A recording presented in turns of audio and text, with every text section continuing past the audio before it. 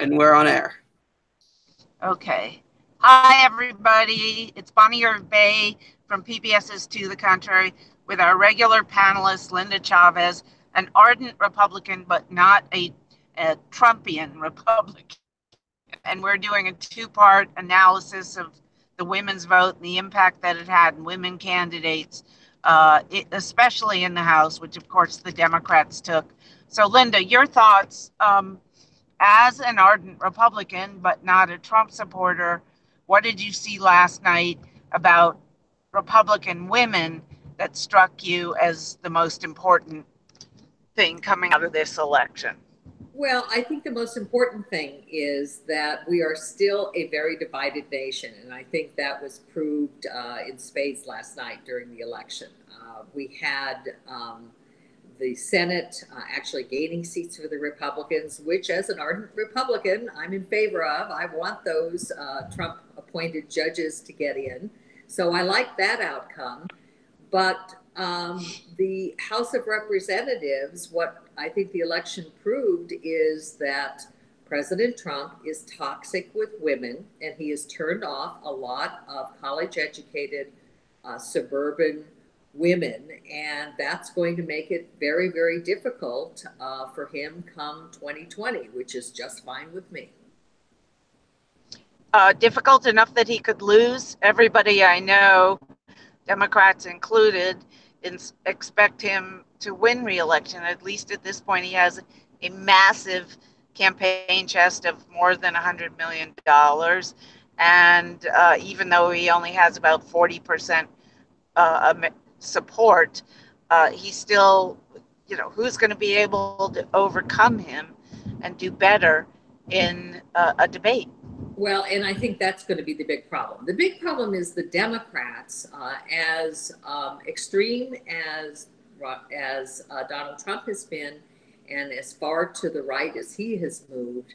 The Democrats also have moved to the left, and I think one of the things the Democrats should have proved to themselves last night is when they nominate really good candidates, more centrist candidates, they can win in those purple districts.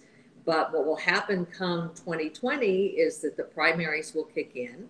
Democrats will probably pick a more left wing Democrat, and Republicans are not likely to boot Trump out. And so you could see a replay of 2016. I don't know, it's very disheartening to me because I think, as I said, this is so divided. It's become so toxic. You have messages out there that are really ugly. And I mean, I look at the races in Florida and the race in Georgia, and I see the race card having been played. I see the kind of robocalls. I mean, really disgusting stuff that went on in that race. And it just, as an American, forget Republican, Democrat, as an American, it bothers me. Um, could one say, though, looking at the fact that there were very progressive uh, in Florida and in Georgia, for example, African American candidates for governor, and that Democrats can get people of color elected and women of color to the polls, but not when they nominate that it's okay for, as you pointed out, far right Republicans, cliff Republicans like Trump on a national scale, to be that far off center of their party, but it's not okay for Democrats. Is Well, that a message from Tuesday night? that's a very interesting thought, Bonnie. And I think what it says is that Trump's base is more motivated than the Democrats' base. I mean, I think that, you're talking about people who are just fanatics. All those people that show up at the rallies, we keep thinking that they're an anomaly, but turns out they're not. Turns out that they are so motivated that they do get out to the polls.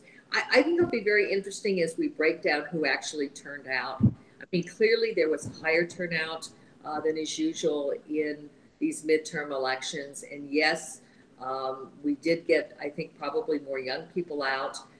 It's going to be very interesting to see whether or not we got more Hispanics out. Hispanics have been a real wild card. A large number of them voted for President Trump. I mean, depending on which poll you believe, he seems to have done better than Governor Romney, and or now new about to be Senator Romney. And so, you know, if you can't turn out some of these people who the Democrats really need to win, again, it could be a replay, 2016 all over again.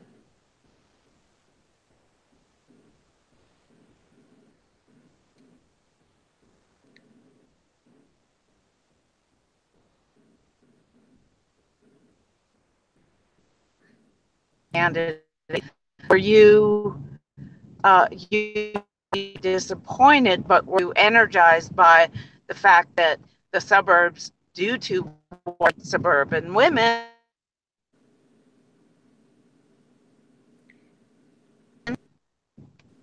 Bonnie, I'm losing you. Didn't hear that question. I'm not hearing you.